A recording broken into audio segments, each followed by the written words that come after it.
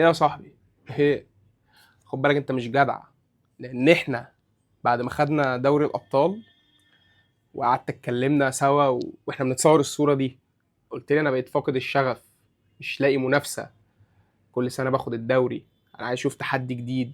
انا حاسس ان انا مش هقدر ادي تاني للدوري ده او ادي تاني للسيتي، محتاج تحدي تاني. عايز اروح اسبانيا بقى اشوف يامال ومبابي والدنيا هناك ماشيه ازاي.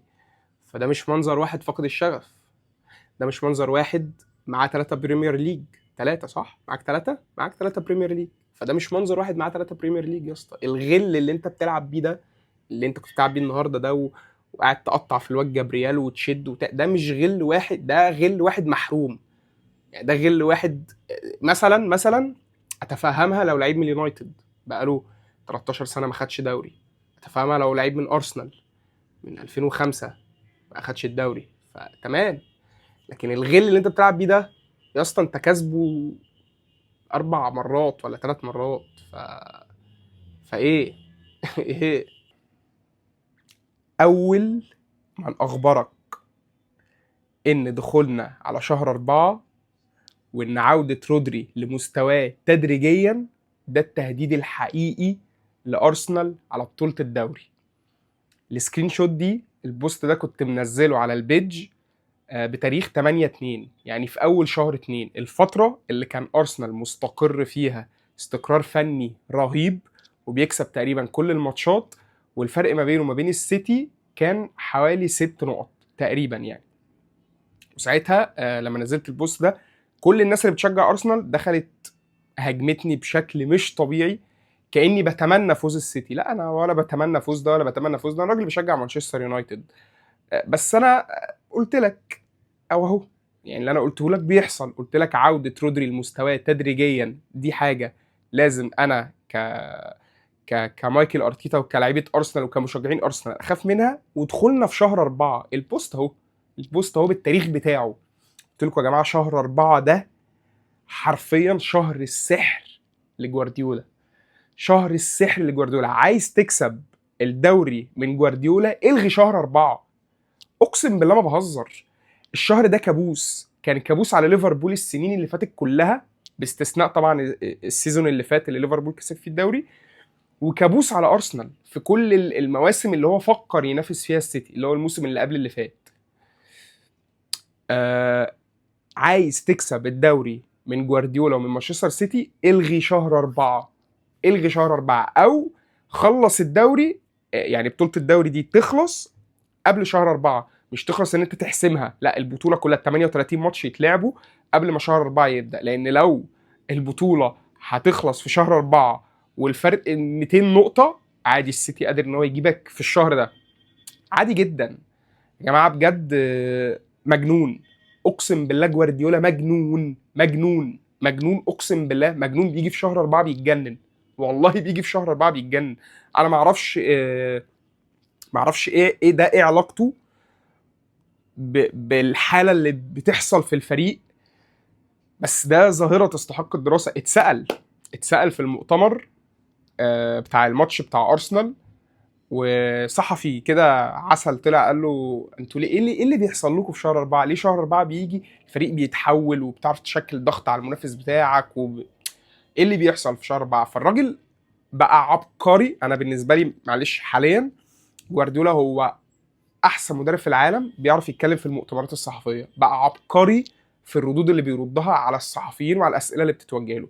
رد رفع كل الضغط من على فريقه، ورد ودى الصحفي اصلا في حته تانية. يعني هو الصحفي بيسال السؤال عشان مستني اجابه معينه، هو اخذ الصحفي في الملف ووداه في حته تانية خالص. رد عليه قال له ايه؟ قال له عشان شهر 4 الشمس بتبدا تطلع. والله العظيم رد قال لي كده، قال له الشمس بتبدا تطلع في شهر 4، فانا اللعيبه بتاعتي لما الشمس بتطلع بيبقى ادائهم في الملعب احسن. اعتقد لو الشمس بقت بتطلع في شهر 10 وفي شهر 11 وفي شهر 1 هتلاقينا عادي بنقدم نفس المستوى اللي بنقدمه في شهر 4. الرد، بص يعني، انا لو الصحفي مش هعرف يعني انا عارف ان هو بيستهزأ بالسؤال وعارف ان هو بيبعدني عن الاجابه اللي انا عايز اسمعها، بس مش عارف هرد هقول له ايه طيب. فعبقري، عبقري. انا بالنسبه لي يا جماعه ده حرفيا رقم 2 في تاريخ البريمير ليج بعد السير. مع يعني بص، مفيش حد هيقرب من الحته اللي جوارديولا فيها لو عمل المعجزه وقدر ان هو يكسب الموسم ده. طيب انا عايز اتكلم في نقطه برضو. انا على فكره يا جماعه، المفروض ان انا واحد بشجع مانشستر يونايتد، فالمفروض ان انا ميولي تكون لان ارسنال ياخد الدوري، وده فعلا حقيقي من جوايا، عندي ميول ان ارسنال تاخد الدوري، بس انا مش شايف اي حاجه بتدل على ده او اي حاجه بتثبت ده. ولما بكتب الكلام ده جمهور ارسنال بيخش يهاجمني بطريقه مبالغ فيها. يعني لما كتبت مثلا في ان انا اتمنى ان ارسنال اللي يصعد وان برشلونه اللي تصعد، عشان مش عايز اتفرج على ماتش ارسنال واتلتيكو مدريد بسبب الكره الدفاعيه اللي الاثنين مدربين بيقدموها، كل جمهور ارسنال دخل شتمني وانت بتفهمش وانت حمار وانت احنا كسبناهم 4 في المجموعه في دوري الابطال، كسبنا اتلتيكو مدريد 4 يا عم، على عيني وعلى راسي. الكره اللي ارتيتا بيلعبها حاليا من بعد شهر 2 كده، والتحفظ اللي هو بقى فيه حاجه، واللي هو كان بيلعبه في اول الموسم حاجه تانية خالص. كره ارتيتا دلوقتي مش هي نفس كره ارتيتا في بدايه الموسم، مش هي خالص. بدليل ايه؟ بدليل ان انا برضو هتلاقيني منزل بوست قبل الماتش لما شفت التشكيل. انت النهارده راجل الفريق بدأ يتهز، انت النهارده راجل الفرقه بدأت تتفكك، الجمهور بدأ يفقد الثقه فيك، الاداره بدأت تضغطك بسبب ان انت بتخسر الدوري لثالث موسم على التوالي بنفس السيناريو. ففي ضغط في ضغط في ضغط في ضغط، فانت المفروض كمدرب تلاقي حلول لده. لا، هو اللي هو بيعمله ايه؟ المؤتمر الصحفي بتاعه، بص بقى الفرق ما بين رد بيب وما بين رد ارتيتا ايه. لما طلع في المؤتمر الصحفي قال لك انا اون فاير، انا على اخري. انا النهارده لو انا لعيب في الفرقه وشايف المدرب بتاعي طالع في المؤتمر بيقول انا اون فاير وانا على اخري وانا هنفجر والضغوطات ومش الضغوطات، طب انا اصلا كلعيب ده انا هبقى بلعب بالشوكه والسكينه، هبقى مرعوب ان انا اغلط، او ان انا افكر ان انا ابتكر في الملعب، او ان انا اعمل اي حاجه غير اللي المدرب بيقول لي عليها. ليه؟ لان انا المدرب مضغوط فضغطني معاه. فارتيتا لسه ناقصه كتير قوي عشان يوصل للمرحله اللي بيب فيها، او اللي اي مدرب كبير فيها، او اللي كان كلوب فيها، او لسه ناقصه كتير قوي. على الاقل خبره في الكلام، خبره في التعامل مع اللعيبه، خبره في اداره الماتشات. انك تخسر من بورنموث على ارضك وانت بتنافس على الدوري في شهر 4، دي كارثه، دي كارثه حرفيا، دي كارثه. فانا عندي بس بقى ايه عتاب عليه كده في الماتش النهارده. انا اول ما شفت التشكيل نزلت التشكيله وكتبت ان ده راجل جبان، وان هو هيبقى السبب الاول والاوحد والاخير في خساره ارسنال للدوري. انت النهارده راجل المفروض ان انت بتحط الثقه في فريقك، بتحاول ان انت تديهم ثقه ان احنا اللي في مركز اقوى، احنا الاول، احنا الفرق ما بيننا وما بينهم 6 نقط، احنا المتصدرين. المفروض ده الكلام اللي بيتقال، المفروض ان ده الشيء اللي انت بتلعب عليه او اللي انت بتشتغل عليه عشان خاطر توصل ده للعيبه. لا، هو النهارده ما عملش كده، والنهارده بادئ الماتش ب4 سنتر باك، ب4 مدافعين. هتقول لي ما هو تيمبر مصاب، ما هو كالافيوري مصاب، ماشي يا عم، ما انت خد بالك انت الموسم اللي فات كان الباك ليفت الاساسي بتاعك لويس سكيلي، اللي فجاه انت همشته بدون اي سبب. الراجل ده هجوميا من اعلى الباكات اللي في الدوري. على الناحيه الثانيه عندك بين وايت اللي برضه هجوميا من اعلى الباكات اللي في الدوري. طيب انت النهارده لما بدات بال4 سنتر باك، بدات ب4 مدافعين، هنكابي، موسكيرا باكات، جابرييل وصليبا. دافع بقى، لا انت بتهاجم ومطير هنكابي وموسكيرا. طب طالما انت كده اصلا هتهاجم بالباكين بتوعك، طب ما تلاعب بقى الباكين اللي بجد، اللي هم هيدوك دفاع وهجوم. على فكره بين وايت متوازن جدا دفاعيا وهجوميا، ولويس سكيلي نفس الكلام. اللي اتفرج على لويس سكيلي السنه اللي فاتت مرعب بجد، الواد تحفه. معرفش هو ليه السنه دي همشه كده، حتى لما كالافيوري بقى بيتصاب بقى بيحط هنكابي. فانت طالما النهارده، يعني انت النهارده هتلعب بال4 قلوب دفاع، خلاص انت نازل تدافع بقى. طب طالما انت كده مش هتلعب الكره الدفاعيه دي، ومش هترص ال11 لعيب ورا وهتهاجم وهتعمل وبتاع، رغم ان هو ده اللي حصل برضو في اكتر من 60 70% من الماتش. بس اوقات كتير قوي قوي قوي بتلاقي موسكيرا وهنكابي الاثنين طايرين، والاثنين في ال 18، والاثنين بيلعبوا عرضيات، والاثنين بيعملوا سويتشات، والاثنين بيعملوا اوفرلاب مع سواء مدويكي او مع ايزي، والاثنين اصلا ميح في الحته دي لان مش مركزهم. طب طالما انت كده كده هتعمل ده، ما تلاعب يا عم الباك بقى، الباك. طب سيبك من دي، جه حشر نص الملعب ديكلان رايس وزوباميندي واوديجارد، الثلاثه نص ملعب. اوديجارد كان ما بيلعبش صانع العاب، اوديجارد كان بيلعب 8، او كان بيلعب النهارده يعتبر بستة وثمانيتين، اللي هو زوباميندي وديكلان رايس واوديجارد. ووديت ايزي في جناح شمال في الحته اللي هو لا يجيد اللعب فيها اطلاقا. الخطوره الوحيده اللي ايزي عملها النهارده كانت امتى؟ كانت الشوطه اللي شاطها من بره ال 18 من على الكوز بتاع ال 18 برجله الشمال، لما لم خوسانوف ولعبها برجله الشمال جت في العارضه. لما الكره الوحيده اللي هو راح فيها في المكان اللي بيعرف يلعب فيه، اللي هو صانع الالعاب. انت وديته ناحيه الشمال، خلاص انت قتلته، انت سهلت الدنيا قوي على جوارديولا وعلى السيتي. والناحيه الثانيه مدويكي لا حول ولا قوه الا بالله، يعني الراجل ده بجد يعني ده الله يعينه. بدات برضو بكاي هافريدز، الراجل ضغط وجاب جون، بس في نفس الوقت الراجل ضيع جونين. يعني هو ضغط وغلط دوناروما وسجل الجول، بس ضيع انفراد وهي النتيجه 1-1، وضيع كوره في الستة ياردة بدماغه في الدقيقه 96 وانتوا خسرانين 2-1 وهو لوحده، ولا مارك جويهي طالع معاه ولا خوسانوف طالع معاه. فانت، انا عارف انت لاعب بكاي هافريتز ليه، مش عشان هو فينيشر فشيخ، ومش عشان هو احسن 9 في العالم، ومش عشان هو احسن من جيوكريس خالص. انت بتلعبه عشان هو بيعرف يدافع، عشان هو بيسقط نص الملعب، بيعرف يتحرك، بيعرف يدافع.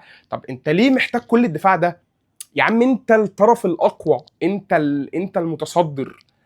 ما هو اللي ارتيتا فيه ده كله ضغط، العبث اللي بيعمله ده كله ضغط، الهبل اللي بيعمله في التشكيله ده كله ضغط. ده بالنسبه لي ده كله ضغط، هو مش عارف يطلع نفسه منه، هو مش قادر يطلع نفسه منه. والضغط اللي هو مضغوطه ده هو منعكس على اللعيبه. اتفرج على الماتش، اتفرج على الماتش ده، اتفرج على ماتش سبورتنج. انا طبعا اكيد في دوري الابطال ما كنتش بتفرج على ماتش ارسنال وسبورتنج لشبونه، كنت بتفرج على الماتش التاني، بس بروح اتفرج على الهايلايتس.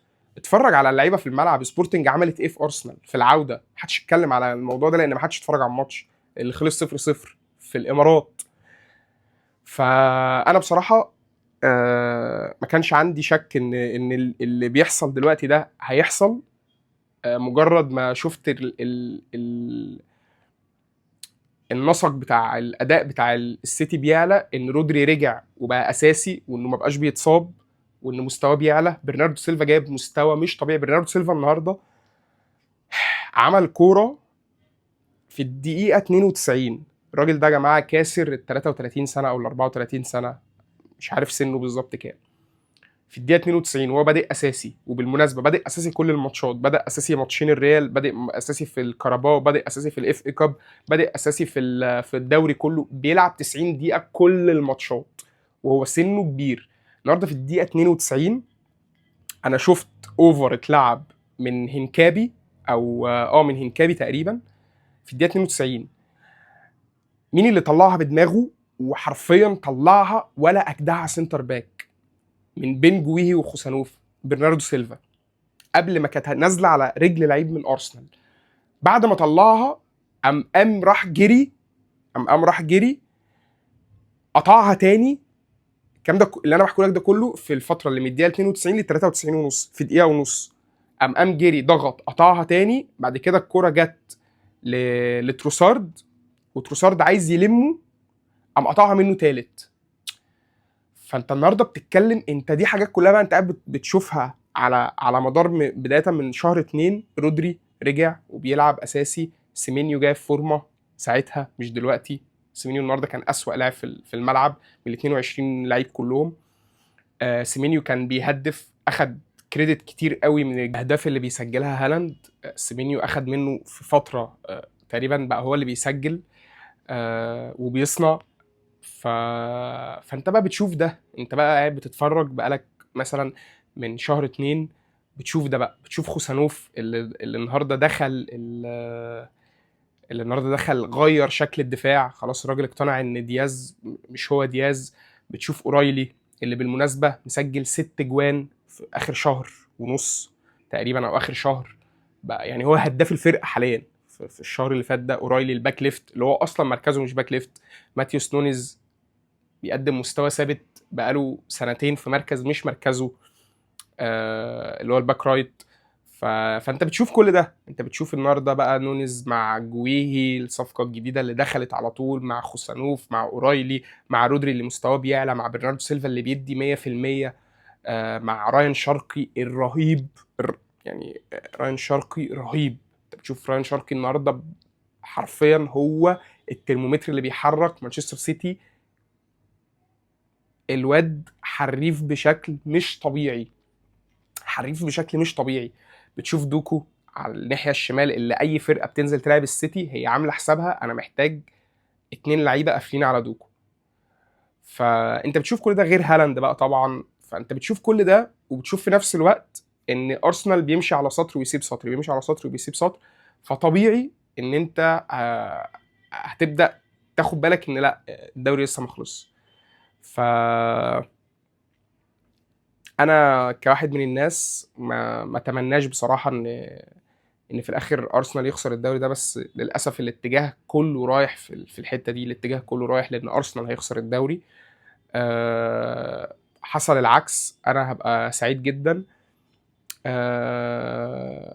بس ارجع اقول لك انا شايف ان السيتي لو خدوه هيبقى عن استحقاق وجداره، لان هم الفرقه دي محتاجه دراسه في الحته اللي هي من بدايه من شهر 4 دي. هم محتاجين دراسه نعرف ايه اللي بيحصل في الفرقه. هنشوف 5 جولات جايين نار، يعوضونا بقى عن القرف اللي احنا بنتفرج عليه من اول الموسم. بس كده ده كان كل حاجه، واشوفكم في فيديو تاني ان شاء الله. كان معاكم احمد خالد، سلام.